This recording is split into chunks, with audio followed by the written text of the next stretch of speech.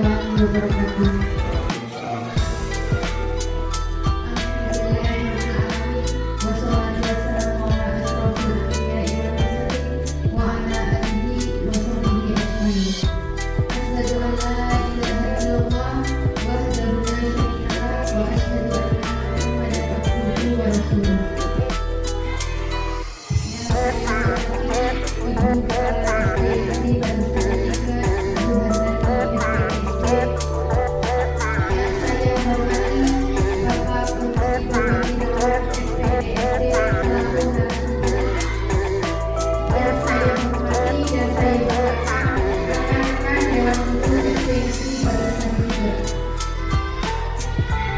Alhamdulillah kita panjatkan kepada Allah Subhanahu wa Ta'ala karena pada siang hari ini kita bisa hadir berkumpul dalam acara destinasi mobil 4 budaya positif Cawang dalam angkatan 7 Kabupaten Bogor. Salawat dan salam semoga kita tetap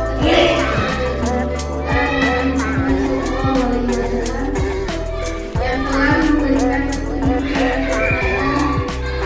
pencerahan dari senang kegelapan menuju terang benderang yakni agama Islam. Bapak Ibu hadirin yang saya hormati, langsung saja akan saya bacakan susunan acara pada kegiatan destinasi hari ini. Acara yang pertama pembukaan, acara yang kedua kegiatan destinasi, acara yang terakhir penutup. Untuk mempersingkat waktu, marilah kita buka acara hari ini dengan bacaan basmalah secara bersama-sama. Menuju acara yang kedua yaitu sambutan dari Kepala Sekolah SD Negeri Barisan 3 kepada Ibu Hanani SPDSD. Waktu dan tempat kami persilakan.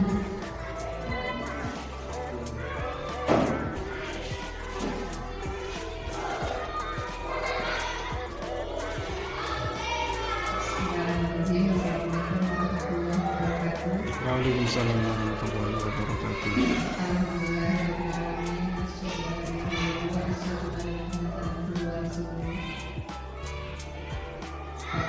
Bapak Guru SD Babersari yang saya hormati, Guru juga yang saya hormati pula.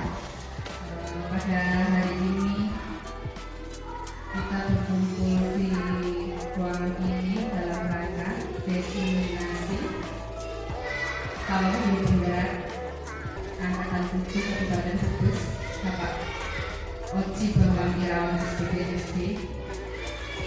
Mudah-mudahan pada hari ini bisa berjalan dengan lancar. Marilah kita panjatkan puji syukur kehadirat Allah Subhanahu wa Ta'ala yang pada hari ini masih memberi kita kesehatan sehingga kita bisa menjalankan kewajiban sebagai abdi negara dengan lancar. Salawat serta salam senantiasa kita curahkan kepada junjungan kita Nabi besar Nabi Muhammad SAW, keluarganya dan sahabat serta para pengikutnya yang mudah-mudahan di hari kiamat nanti kita mendapat syafaatnya. Pada hari ini Bapak Oji Bambang Irawan SPDSD mau mengadakan destinasi pendidikan guru penggerak. Topiknya mengangkat topik budaya positif untuk SD Negeri Babersari 03. Saya hanya bisa mendoakan dan bisa memberi dukungan motivasi.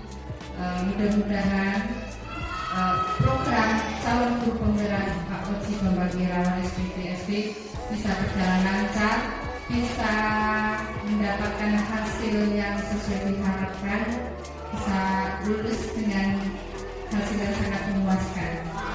Kiranya hanya itu saja yang bisa saya sampaikan. Mohon maaf atas segala kesalahan, kekhilapan, berkata yang kurang berkenan. Saya akhiri dengan kita hidayah. Assalamualaikum warahmatullahi wabarakatuh.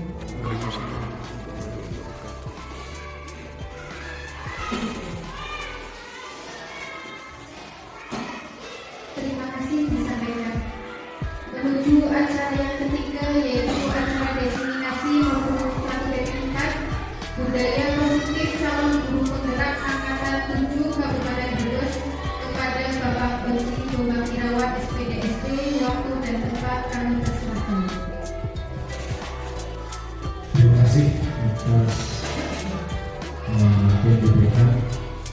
Bismillahirrahmanirrahim. Assalamualaikum warahmatullahi wabarakatuh. Waalaikumsalam warahmatullahi wabarakatuh.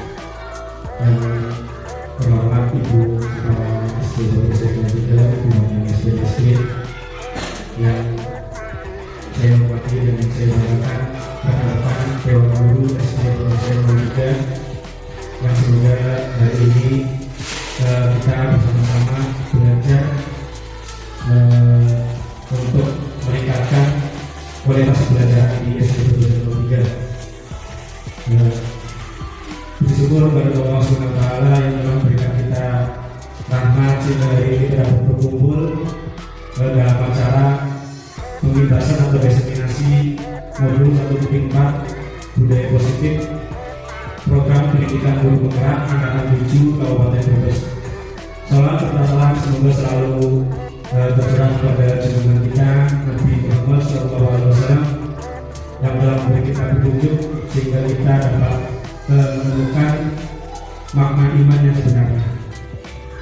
Langsung saja, untuk acara hari ini adalah kegiatan pembebasan modul 1.4 budaya positif. Mohon izin Ibu dan rekan-rekan, saya sedikit memberikan bukan menggurui tapi bersama-sama belajar tentang apa itu budaya positif, khususnya untuk SD kita, SD Dr. Sari 03. Nah, pertanyaan pertama, apa makna budaya positif? Apa contoh penerapan positif yang telah kita terapkan di sekolah kita?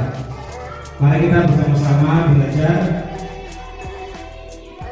Nah, budaya positif itu sendiri adalah nilai-nilai dan kebiasaan-kebiasaan di sekolah yang berpihak pada peserta didik agar mereka dapat berkembang menjadi pribadi yang kritis, penuh hormat dan bertanggung jawab.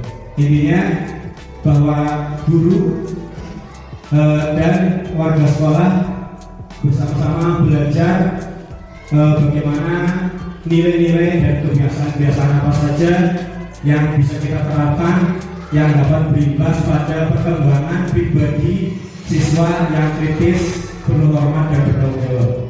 Intinya ada di poin kritis, penuh hormat dan bertanggung jawab.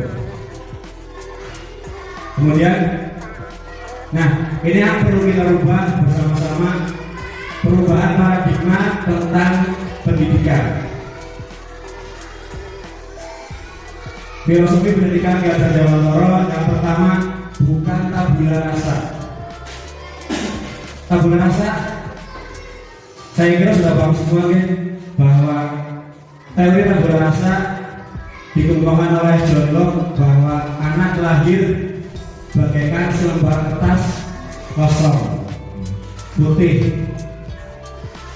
Nah, menurut Ki Hajar Dewantara, semua anak terlahir dengan bakatnya masing-masing. Semua anak itu unik. Jadi mereka terlahir sudah punya bakatnya masing-masing.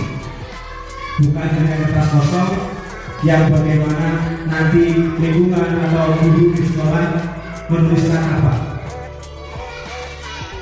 Yang ketiga adalah budi pekerti. Nah, di sini inti dari pendidikan filosofi pendidikan Ki Hajar Dewantara bahwa kita harus mengajarkan budi pekerti. Budi itu ada 3, cinta, rasa, dan karsa. Dan budi pekerti itu sendiri adalah tenaga. Kemudian tugas guru menuntun bakat tersebut agar anak tumbuh dengan selamat dan bahagia.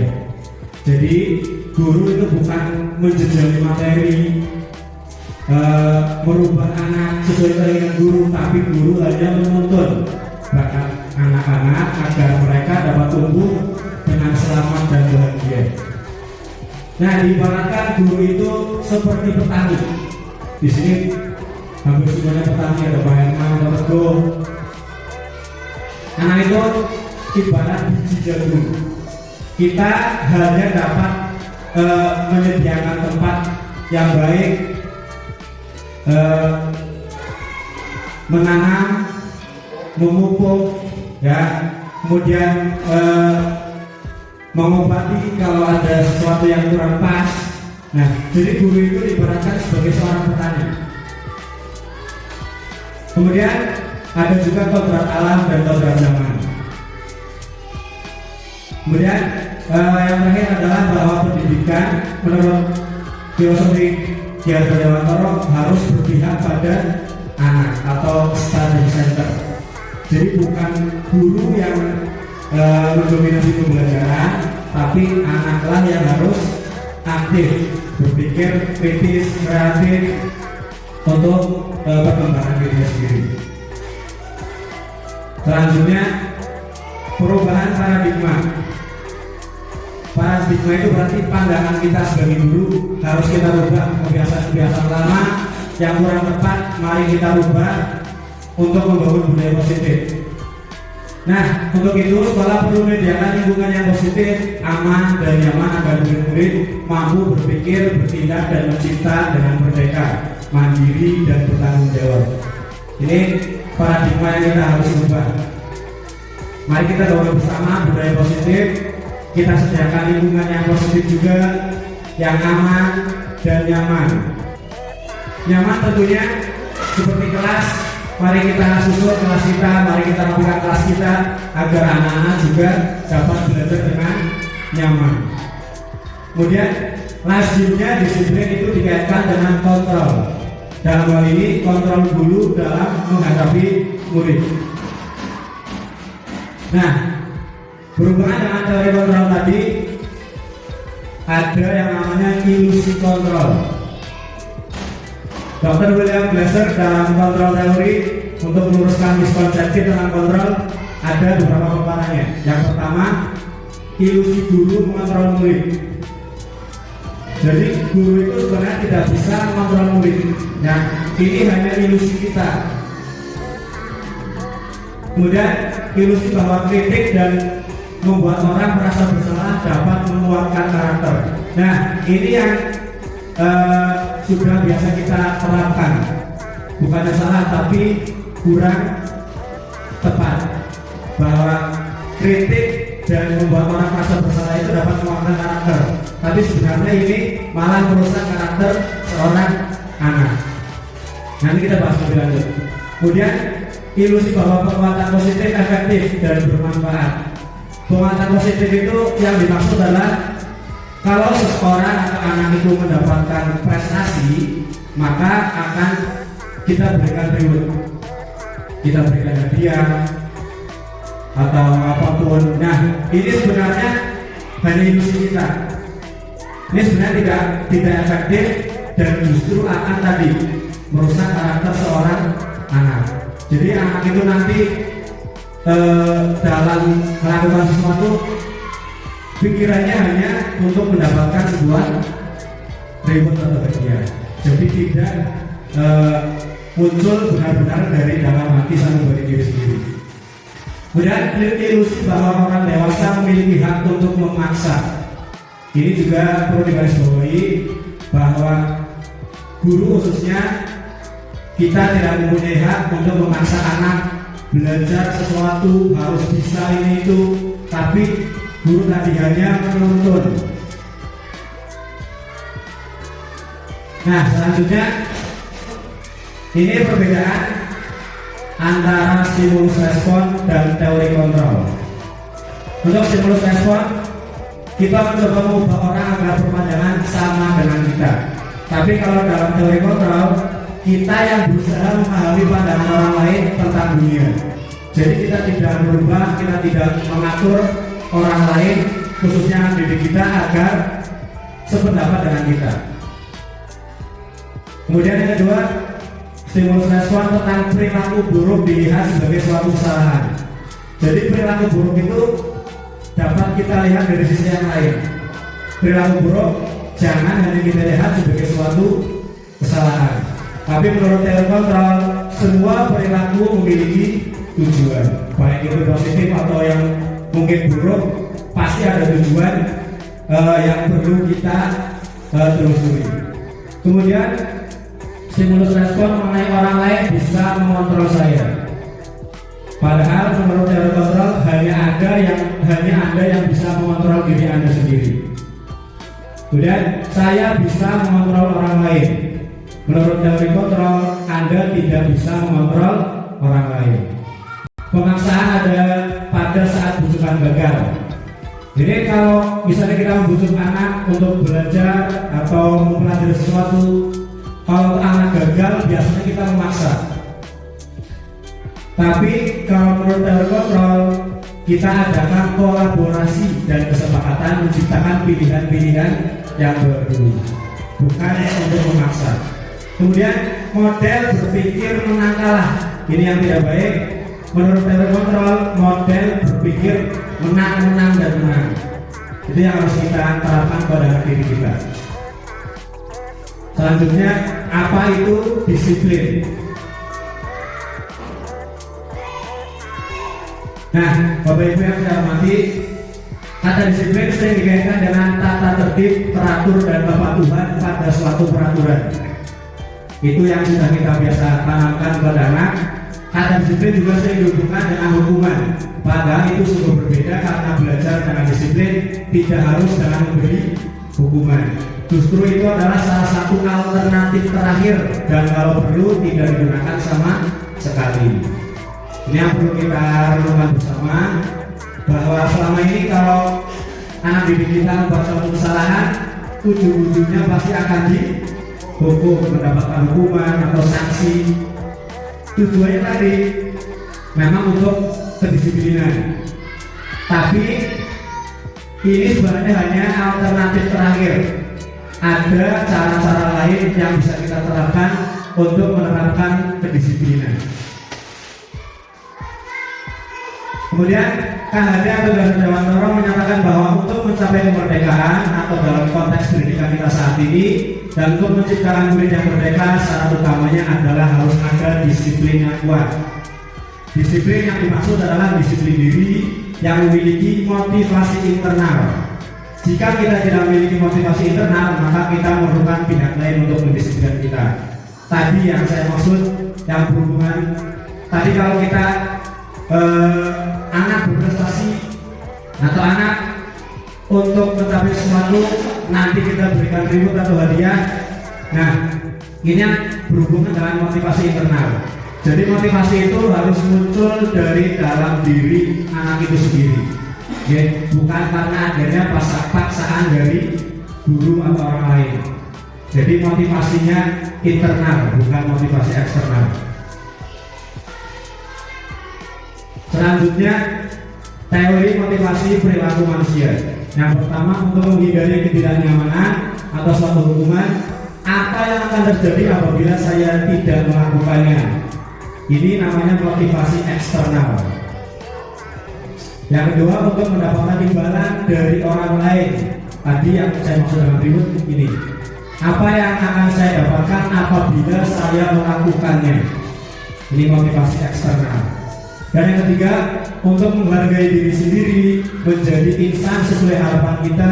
Saya akan menjadi orang yang seperti apa apabila saya melakukannya. Ini motivasi internal, tujuan disiplin positif. Nah, kalau yang 1-2 ini namanya motivasi eksternal, karena ini berhubungan yang pertama dengan hukuman atau sanksi, dan yang kedua adalah imbalan atau reward tadi. Jadi yang tepat adalah yang ketiga, untuk menghargai diri sendiri. Tujuannya adalah menghargai diri sendiri. Jadi motivasinya keluar dari dalam diri sendiri atau motivasi internal.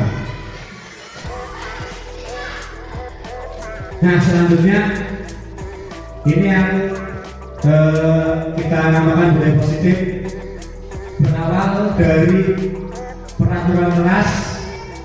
Ini kalau yang sudah kita biasa terapkan di kelas adalah peraturan kelas, gitu. Anak dilarang ini, anak dilarang itu. Nah, yang harus kita terapkan adalah keyakinan kelas, bukan peraturan kelas. Kalau keyakinan kelas itu adalah muncul dari dalam diri anak didik kita.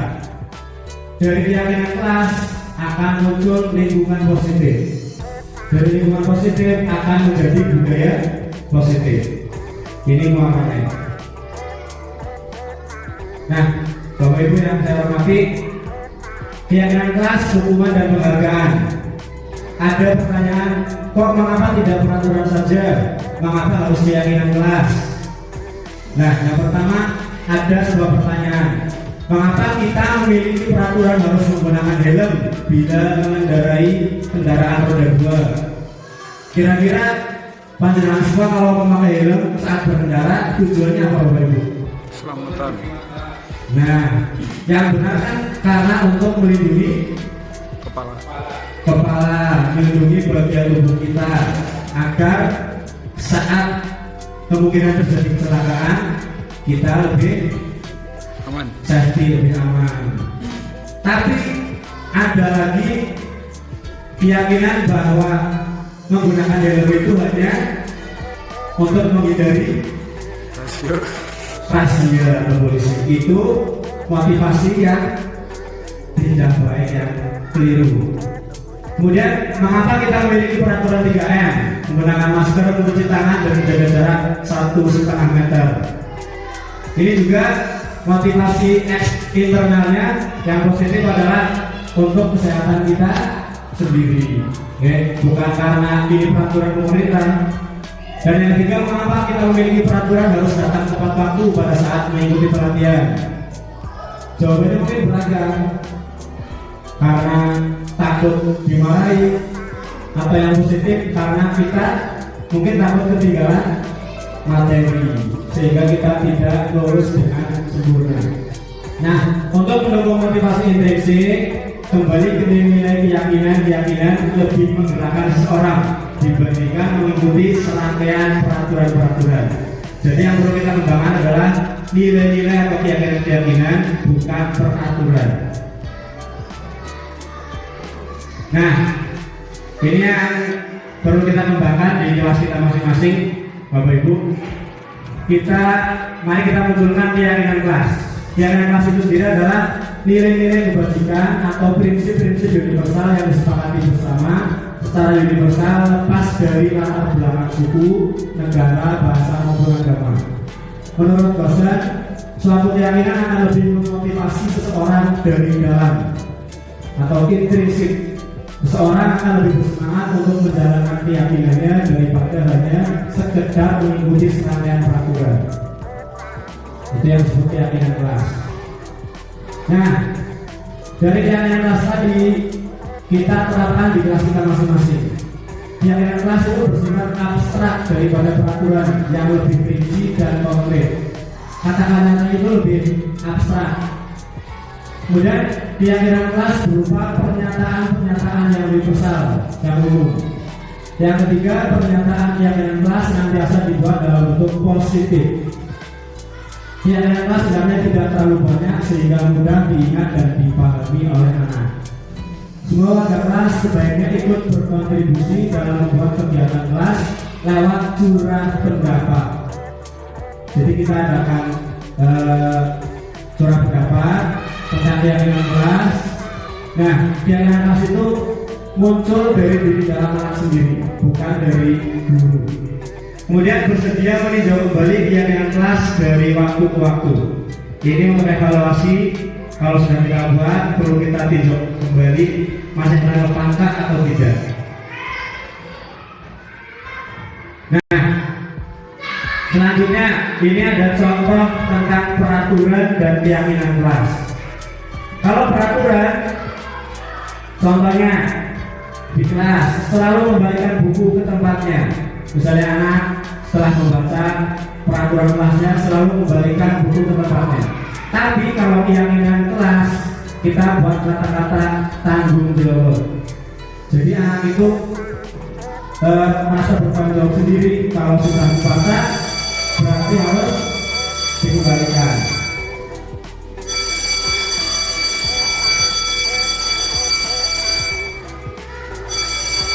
Kemudian yang kedua, peraturan dilarang mengganggu orang lain. Keyakinan kelasnya adalah menghormati orang lain dan diri sendiri. Kemudian hadir di sekolah 15 menit sebelum pembelajaran dimulai. Kita ganti dengan menghormati orang lain, komitmen pada tujuan atau berkomitmen. Kemudian kalau ada peraturan dilarang melakukan kekerasan, keyakinan kelasnya adalah keselamatan menghormati orang lain. Kemudian dilarang menggunakan narkoba. Ini kita buat keyakinan kelas yaitu kesehatan. Kemudian peraturan bergantian atau menunggu giliran, kita jadikan keyakinan kelas menghormati orang lain dan kesabaran. Kemudian kalau ada peraturan kelas wajib menggunakan masker, keyakinan kelasnya adalah kesehatan dan keselamatan. Dan kalau jangan berlari-lari di kelas atau koridor, kita gunakan keyakinan kelas keselamatan dan keamanan. Nah, ini contoh penerapan kelas yang sudah saya buat. Nah, yang pertama, guru membimbing siswa membuat keyakinan kelas. Kita paparkan itu apa yang dimaksud dengan keyakinan kelas. Kita paparkan mengenai makna dari keyakinan kelas sehingga anak didik kita paham. Kemudian setelah kita sampaikan mengenai keyakinan kelas, siswa menulis dan menempelkan hal yang diharapkan. Kita sampaikan hal-hal apa saja yang diharapkan oleh siswa ketika berada di kelas. Kemudian guru dan siswa merangkum keyakinan kelas untuk dijadikan kesepakatan kelas. Tadi dari apa yang diutarakan anak-anak, sebelumnya kita bagi dulu kertas-kertas ini ke semua anak disuruh untuk menuliskan apa saja keinginan yang mereka inginkan di dalam kelas. Setelah itu kita rangkum, kita jadikan keyakinan kelas untuk kita buat menjadi suatu kesepakatan kelas. Nah, setelah jadi suatu keyakinan kelas, kita tanda tangani bersama. Guru dan siswa menandatangani kesepakatan kelas yang dibuat. Kalau untuk ini bisa kita buat perwakilan kelas, ketua, wakil, sekretaris atau bendaharanya saja yang menandatangani sebagai perwakilan satu kelas. Selanjutnya, ini bahwa kebiasaan kita menerapkan ke anak bahwa anak-anak itu dihukum oleh penghargaan, bahwa pengaruh jangka pendek dan jangka panjang mengenai penghargaan dan hukuman. Penghargaan itu menghukum, penghargaan mengurangi ketepatan, penghargaan tidak efektif, penghargaan akan merusak hubungan. Kita bahas lebih lanjut. Nah, Bapak Ibu, saya ada beberapa tindakan guru di sini. Mari kita jawab. Di sini ada hukuman atau konsekuensi. Ya, ini masuk dalam hukuman atau konsekuensi. Ada 1, 2, 3, 4, 5, 6, 7 tindakan guru. Menurut Bapak Ibu, yang pertama, mencatat 100 kali di dalam buku kalimat saya tidak akan terlambat lagi karena terlambat ke sekolah. Semoga dituliskan di buku ini masuk hukuman atau konsekuensi. Setelah itu nanti kita koreksi untuk mengetahui seberapa jauh pemahaman Bapak Ibu tentang hukuman dan konsekuensi. Kemudian yang kedua, lari mengelilingi lapangan basket 2 kali karena terlambat dari sekolah. Ini masuk hukuman atau konsekuensi. Yang ketiga, murid diminta untuk push up 15 kali karena tidak menggunakan masker ke sekolah. Berikutnya, menggantikan kertas tugas teman yang telah dicoret-coret. Ini masuk hukuman atau konsekuensi. Membersihkan tumpahan air di meja karena tersenggol pada saat belajar. Berikutnya, meminta murid tidak mengenakan sepatu seharian karena tidak mengenakan sepatu hitam. Mungkin pada saat hari Senin. Lari mengelilingi lapangan basket 2 kali karena terlambat 10 menit untuk pelajaran PJOK. Menurut Bapak Ibu, yang pertama ini masuk hukuman atau konsekuensi? Hukuman. Hukuman. Yang kedua? Hukuman. Nah,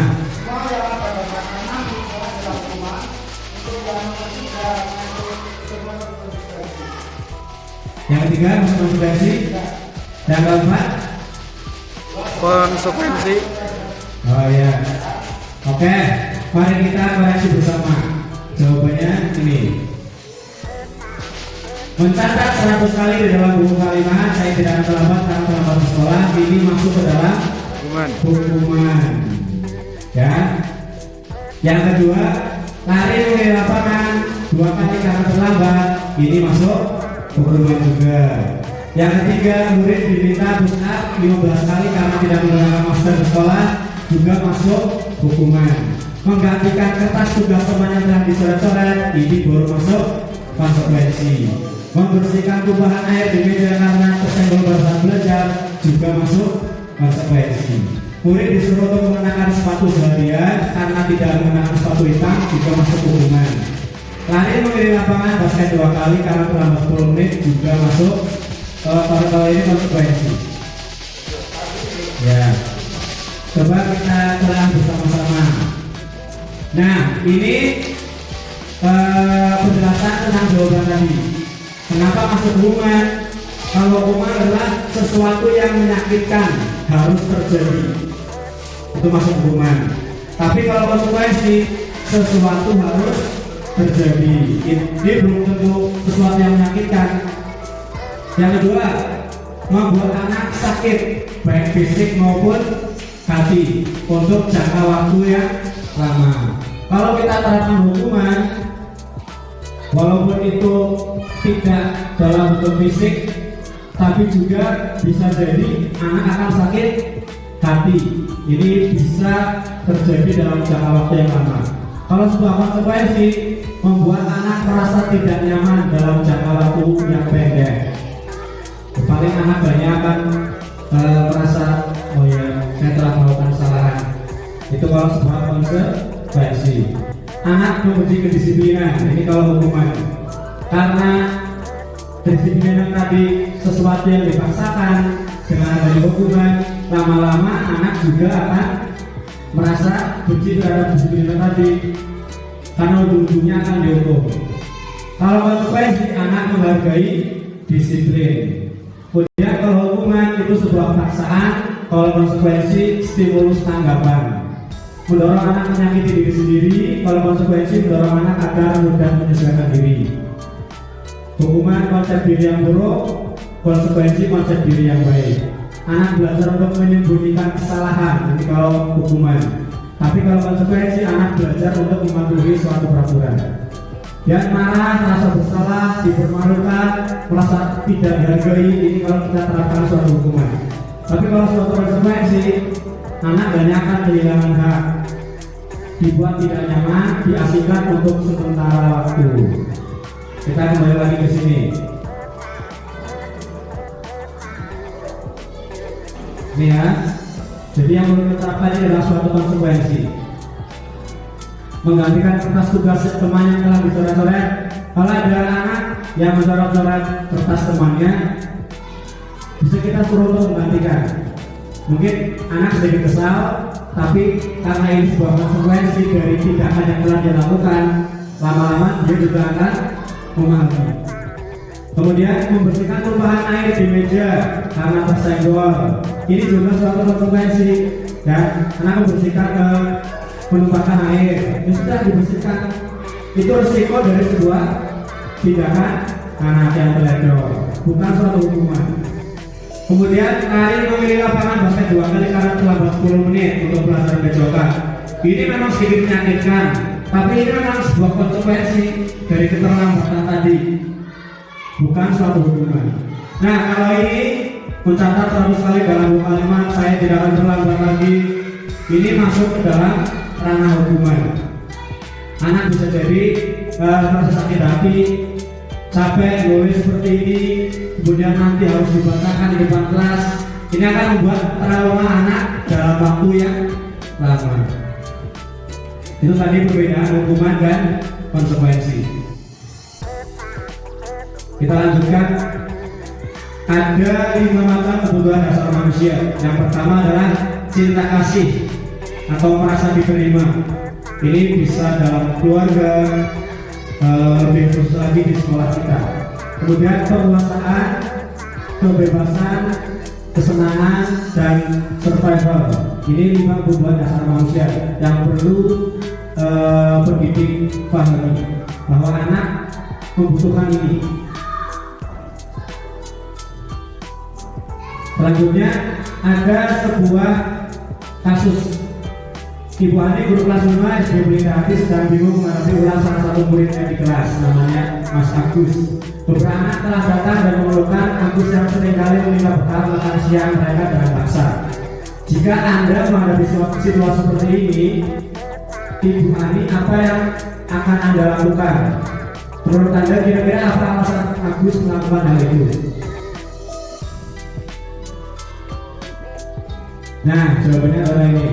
Dalam konteks penerapan disiplin positif, Ibu Ani sebaiknya mencari tahu alasan Agus melakukan tindakan tersebut agar mengetahui kebutuhan mana yang berusaha dipenuhi oleh Agus. Pertanyaan tadi, apabila jawaban Agus karena ia lapar dan orang tuanya tidak membawakan bekal makan, kebutuhannya adalah kebutuhan bertahan hidup. Jadi masuk kebutuhan bertahan hidup atau survival. Apabila jawaban Agus karena ia senang temannya jadi perhatikan dia, kebutuhannya adalah cinta dan kasih sayang atau kebutuhan untuk diterima. Apabila jawaban Agus ia merasa hebat karena temannya jadi takut dan menuruti keinginannya, kebutuhan Agus adalah kebutuhan penguasaan, yaitu pengakuan atas kemampuan. Ya. Kemudian apabila jawaban Agus karena dia merasa bosan dengan bekal yang dibawakan ibunya, kebutuhannya adalah kebutuhan kebebasan atau kebutuhan akan suatu pilihan. Apabila jawaban Agus adalah karena iseng saja dan dia menikmati ekspresi wajah temannya yang kesal karena diambil makanannya, kebutuhan Agus adalah kebutuhan kesenangan. Nah, ini yang perlu Bapak Ibu guru pahami mengenai 5 kebutuhan dasar manusia. Nanti dari kebutuhan ini dapat kita jadikan suatu referensi bagaimana tindakan yang akan kita lakukan apabila kita menemukan sebuah kasus di sekolah. Selanjutnya ada 5 posisi kontrol seorang guru. Ya, ini agak kurang jelas. Yang pertama, motivasinya guru berbuat, guru berkata, hati, kaitan dengan kemudian murid berkata, dampak pada murid. Ini ada 5 teori posisi kontrol. Yang pertama, posisi kontrol penghukum. Yang kedua, pembuat merasa bersalah. Yang ketiga, teori kontrol posisi kontrol teman. Yang keempat, posisi kontrol pemantau. Dan yang terakhir adalah posisi kontrol manajer. Nah, yang selama ini saya pahami di dalam sekolah, seorang guru kebanyakan menggunakan 2 posisi kontrol ini. Yang pertama penghukum dan yang kedua pembuat merasa bersalah. Ya, ini masuk dalam identitas gagal atau kontrol dari luar. Anak banyak akan menghindari suatu hukuman. Nih, kalau kita terapkan posisi penghukum, menghadik, merajuk-rajuk, menyakiti, menyindir, ini yang guru lakukan biasanya. Kalau anak berbuat suatu kesalahan, guru langsung menghadiknya, menyakiti, juga biasanya menyindir. Kemudian dalam kaitan pembuat merasa bersalah, ini guru biasanya menyalahkan anak agar anak itu merasa dirinya berbuat suatu kesalahan. Ini posisi kontrol yang kurang tepat. Nah, yang ketiga adalah posisi kontrol teman. Ini juga baik, tapi ini akan berdampak kurang baik dengan hubungan antara guru dan siswa. Terkadang kalau kita membuat posisi kontrol kita sebagai seorang teman, lama-lama anak itu akan merasa bahwa gurunya adalah temannya yang akan selalu membela dia. Ini baik, tapi dampaknya yang kurang positif. Kemudian posisi pemantau. Ini juga baik, positif. Nah, tapi yang lebih baik lagi adalah ini, posisi kontrol kita sebagai seorang manajer. Nah, ini akan memunculkan identitas kontrol diri dari dalam diri anak itu sendiri. Nah, yang harus dilakukan dulu untuk menerapkan posisi kontrol manager adalah kita ajukan pertanyaan-pertanyaan. Kalau si anak membuat suatu kesalahan, kita tanyakan dulu. Juga kita hubungkan dengan tadi keyakinan kelas yang kita sudah buat bersama. Apa yang kita yakini, apa yang bisa kau kerjakan untuk memperbaiki masalah ini. Kemudian setelah kita membuat pertanyaan seperti itu, kita kuatkan pribadi anak. Kemudian murid meletakkan dirinya sebagai individu yang positif dalam dunia berkualitas. Murid berkata, bagaimana caranya saya bisa memperbaiki keadaan Pak Guru? Ini karena sebelumnya sudah ada pertanyaan-pertanyaan positif yang kita tunjukkan kepada anak. Nah, dari kegiatan ini muaranya adalah anak dapat mengevaluasi dirinya. Bagaimana cara dia memperbaiki diri, memperbaiki kesalahannya. Nah, ini yang diharapkan kita terapkan di sekolah. Posisi kontrol yang kelima yaitu posisi kontrol manajer, agar anak dapat menghargai diri sendiri.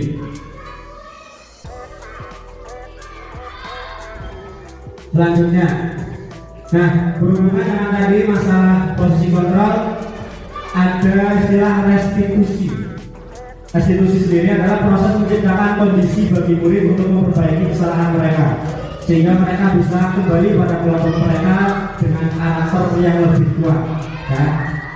Kuncinya adalah di sini, sehingga mereka bisa kembali pada kelompok mereka dengan karakter yang lebih kuat. Ini menurut Koster. Selanjutnya, ciri-ciri restitusi ada 9. Yang pertama, bukan untuk menebus suatu kesalahan, namun untuk belajar dari sebuah kesalahan. Yang kedua, memperbaiki hubungan. Yang ketiga, tawaran, bukan suatu paksaan. Yang keempat, restitusi menuntut untuk melihat ke dalam diri. Yang kelima, restitusi mencari kebutuhan dasar yang mendasari suatu tindakan. Yang keenam, restitusi diri adalah cara yang paling baik untuk memperbaiki diri. Yang ketujuh, restitusi fokus pada karakter bukan tindakan. Yang kedelapan, restitusi fokus pada solusi. Dan yang terakhir, restitusi mengembalikan murid yang berbuat salah pada kelompoknya. Ini ciri-ciri restitusi. Selanjutnya ada yang disebut dengan segitiga restitusi. Ini merupakan tindakan yang harus dilakukan seorang guru untuk menerapkan restitusi. Ini ya, ada 3 macam. Yang pertama, validasi tindakan yang salah, menanyakan keyakinan, dan menstabilkan identitas. Ini pertanyaan yang dapat dilakukan oleh seorang guru ketika menemui masalah anak di sekolah. Kamu tentu punya alasan mengapa kamu melakukan itu. Ini yang dapat Pak Guru tanyakan kepada anak. Adakah cara yang lebih baik, efektif untuk mendapatkan apa yang kamu butuhkan? Nilai-nilai apa yang telah kita sepakati? Tadi ini berhubungan dengan keyakinan kelas. Kamu ingin jadi orang yang seperti apa? Kemudian untuk menstabilkan identitas, setiap kita bisa ajukan pertanyaan. Setiap orang pasti pernah melakukan sebuah kesalahan. Ini untuk menstabilkan identitas anak. Dan kamu bukan satu-satunya yang pernah melakukan ini. Ini untuk menstabilkan identitas.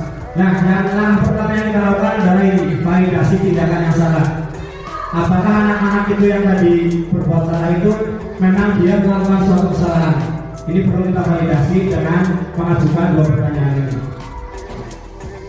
Setelah kita yakin bahwa anak itu berbuat suatu kesalahan, kita tanyakan keyakinan kelas yang sudah kita buat bersama.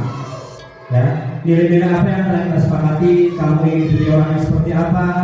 Baru setelah anak menyadari kesalahannya, kemudian dihubungkan dengan keyakinan kelas, kita stabilkan identitas anak dengan mengungkapkan seperti ini. Setiap orang pasti pernah melakukan suatu kesalahan. Dan kamu bukan satu-satunya yang pernah melakukan kesalahan ini. Jadi anak itu tidak merasa bahwa dirinya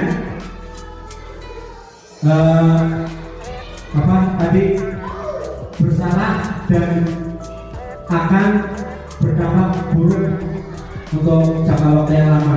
Tapi kalau kita stabilkan identitas, anak akan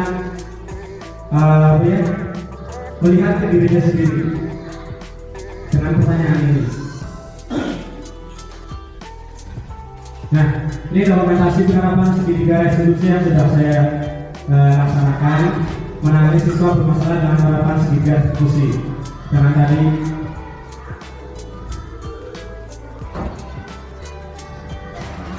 Nah, Bapak Ibu, itu tadi yang dapat saya sampaikan. Ini adalah sebuah istilah, barang siapa tidak merasakan baiknya belajar, dia akan merasakan dirinya berubah pada hidupnya. Mari kita selalu bersama-sama untuk belajar dan belajar, meningkatkan kompetensi kita bersama agar kita tidak terhina dengan suatu kebutuhan sepanjang hidup.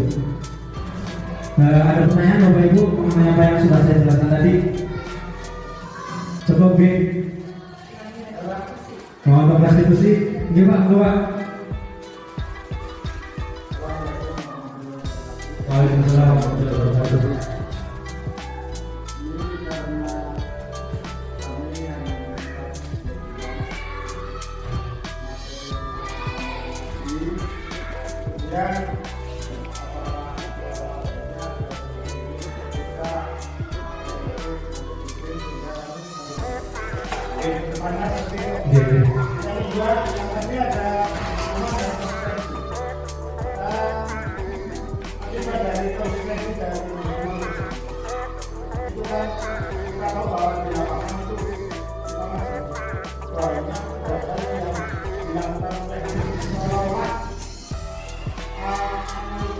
Kadang-kadang mengganggu situasi dalam kegiatan belajar ada juga. Contohnya saya ambil contoh dalam sebuah apa yang harusnya tidak terjadi, yaitu kadang anak itu aktif dalam mengikuti sebuah kegiatan pembelajaran, tapi kadang dengan diam-diam membawa mainan, sehingga dalam waktu tidak tertentu itu akhirnya dia bermain dengan mainan itu. Nah, ini kita katakan supaya situasi dalam kelas itu menjadi hal yang positif. Apakah itu masuk ke nanti masuk ke ranah hukuman atau terima kasih. Terus, Pak Herman, pertanyaannya.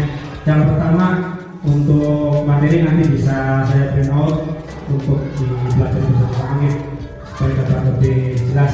Pertanyaan kedua, misalnya dalam suatu kelas seorang siswa membawa mainan nih Pak, dan tentunya akan mengganggu jalannya proses KPM.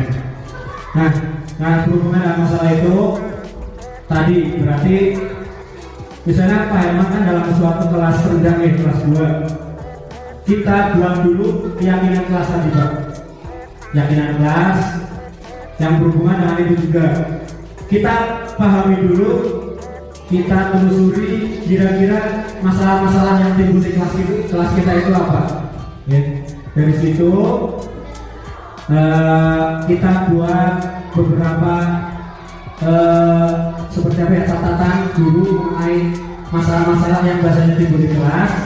Kemudian dari masalah-masalah itu kita sampaikan tadi tentang mengenai keyakinan kelas. Tadi yang sudah saya sampaikan tentang keyakinan kelas. Nah, ini kita buat suatu keyakinan kelas yang berhubungan dengan masalah-masalah yang kita temukan tadi. Nah, tapi bukan kita yang membuat sendiri keyakinan kelas tadi, tapi dengan kita menyampaikan apa itu keyakinan kelas, kemudian kita buat pertanyaan pemantik atau pancingan supaya anak itu dapat memunculkan keyakinan kelas, salah satunya tadi.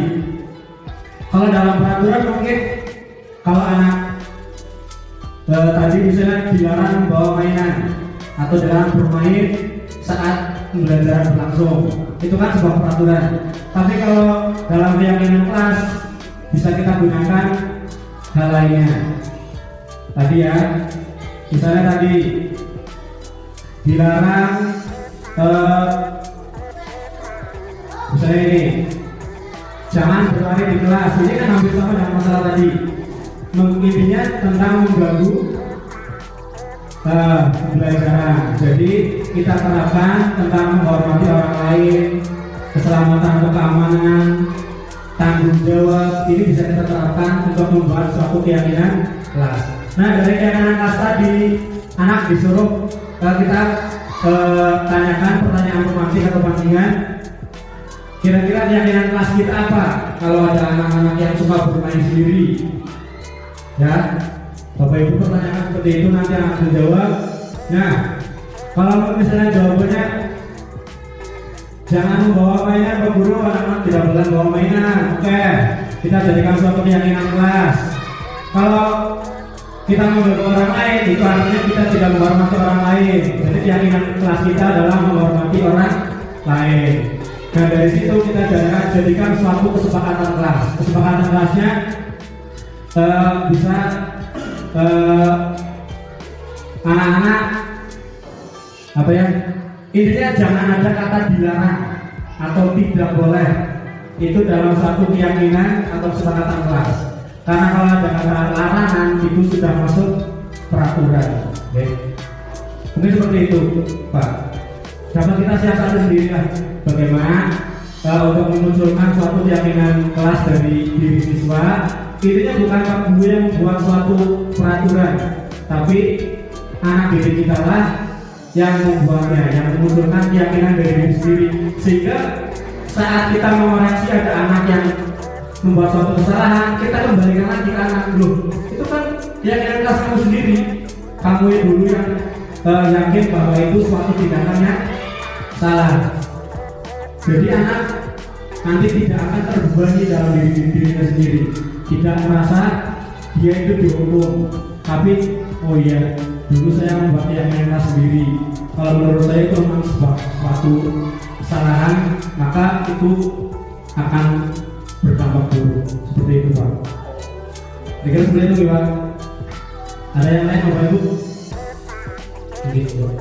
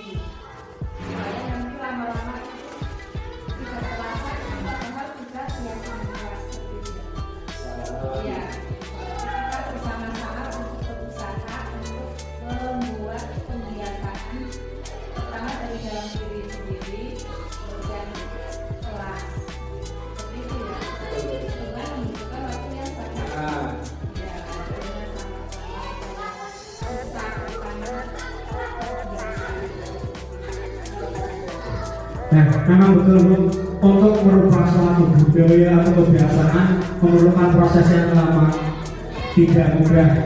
Karena ini memang sudah berjalan, mungkin dari dulu kita sekolah juga yang namanya peraturan itu yang utama. Ya, dari kita sekolah hari Senin harus memakai sepatu hitam, memakai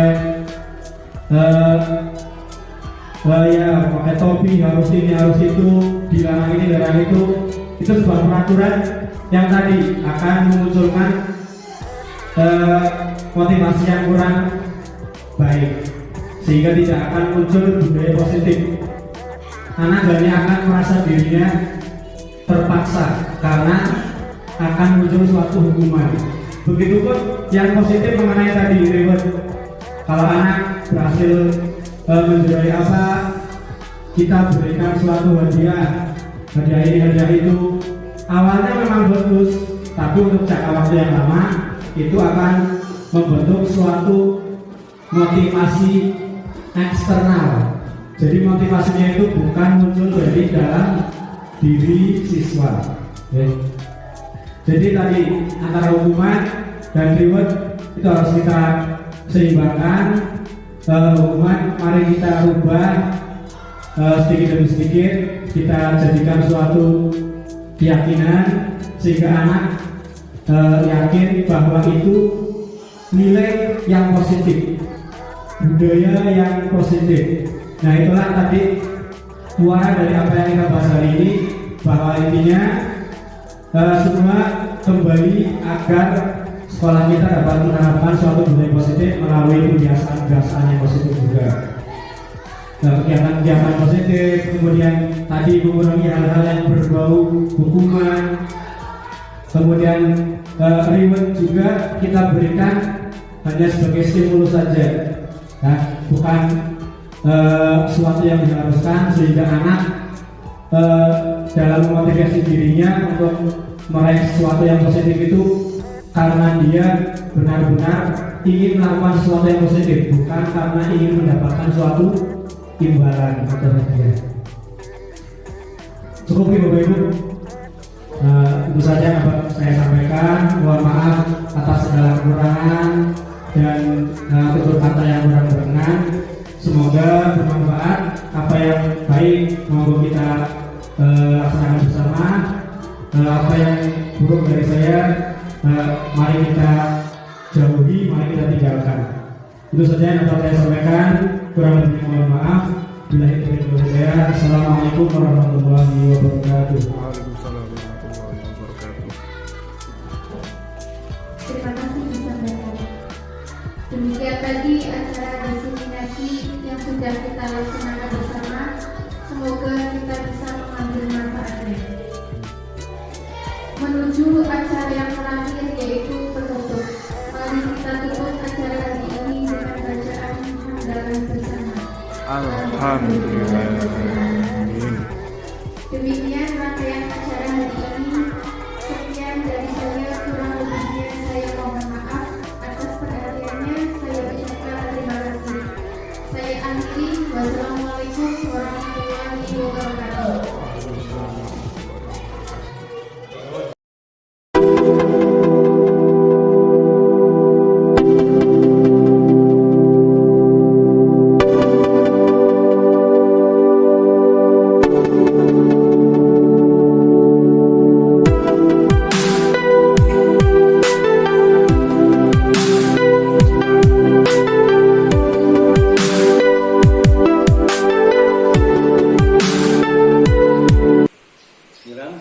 Kau perhatikan kok kamu hari ini tidak pakai seragam? Benar Pak, hari ini saya tidak memakai seragam karena baju seragam saya kotor. Tetapi di dalamnya saya saja Pak, ada temuan dari kelas lain juga. Oh begitu. Bapak tidak mencari siapa yang salah atau siapa yang duluan. Semua orang pasti pernah berbuat salah kan? Dan semua orang juga pasti bisa memperbaikinya. Kalau boleh Bapak tahu, kenapa baju kamu sampai kotor? Kemarin pulang sekolah saya pakai untuk bermain dengan teman-teman. Saya melakukan itu karena saya ikut-ikutan teman lain. Oke, Mira, Bapak tahu perasaan kamu. Bapak juga yakin kalau sebenarnya kamu kan tidak nyaman dengan pakaian itu kan. Kamu masih ingat keyakinan kelas kita tentang seragam sekolah? Saya ingat Pak keyakinan kelas tentang seragam sekolah. Wajib memakai seragam sekolah dengan Betul. Kita sudah sepakat kan tentang seragam sekolah? ya Pak, maaf saya lupa. Tidak apa-apa. Setidaknya sekarang kamu sudah tahu dan sudah menyadari kesalahan kamu kan? Berarti sekarang apa yang bisa kamu lakukan? Saya minta maaf Pak, saya akan melaksanakan keyakinan kelas. Ya, bagus. Nah, sekarang apa yang bisa kamu lakukan untuk memperbaiki kesalahan kamu? Saya minta maaf Pak, saya berjanji tidak akan mengulangi kesalahan itu lagi. Dan saya akan mengajak teman-teman saya untuk melakukan itu Pak. Bagus, baik kalau begitu Pak Guru maafkan. Bapak menghargai sekali usaha kamu untuk memperbaiki diri dan bertanggung jawab atas kesalahan kamu. Besok Bapak akan melihat perkembangannya ya.